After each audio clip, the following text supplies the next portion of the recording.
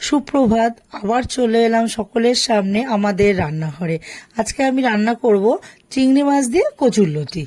এই চিংড়ি মাছ দিয়ে কচুরলতি করতে লাগবে কচুরলতি, চিংড়ি মাছ, পেঁয়াজ, রসুন, কাঁচা লঙ্কা সব কুচিয়ে নেব, সর্ষের তেল, সর্ষে পোস্ত বাটা, নুন, হলুদ, স্বাদ মতো চিনি, আর কাশ্মীরি লঙ্কার গুঁড়ো, আর ফোড়ন দেওয়ার জন্য শুকনো লঙ্কা আর কালো জিরে। এবার কড়াই গরম হয়ে গেলে সর্ষের তেলটা দিয়ে দেবো। এবার তেলটা গরম হতে হতে আমি ততক্ষণে চিংড়ি মাছটা একটু নুন হলুদ দিয়ে মাখিয়ে নেব।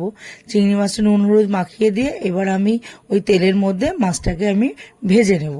মাছটা ভেজে নিয়ে মাছটা হালকা করে একটু ভেজে মাছটাকে তুলে নেব।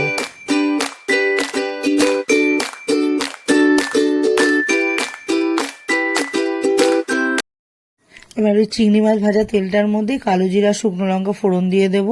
তারপরে ওর মধ্যে রসুনটা যে কুচিয়ে রেখেছিলাম সেই রসুনটা দিয়ে দেব। তারপরে পেঁয়াজ কুচোনোটা দিয়ে দেব, আর কাঁচা লঙ্কা কুচোনো বলতে চিড়ে রেখেছিলাম ওগুলোকে এবার দিয়ে দেব।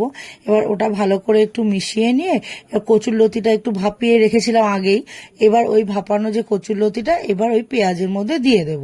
এবার কচুরলতিটা দিয়ে সব ভালো করে এবার একটু মিশিয়ে নেব আমি।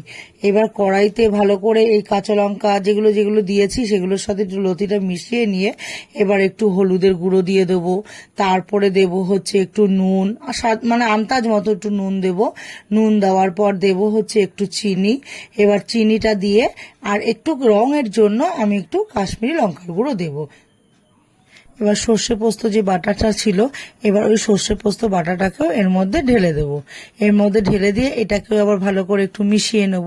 তারপরে আমি যে ভাজা চিংড়ি মাছগুলো রেখেছিলাম চিংড়ি মাছগুলো ওর মধ্যে দিয়ে দেব।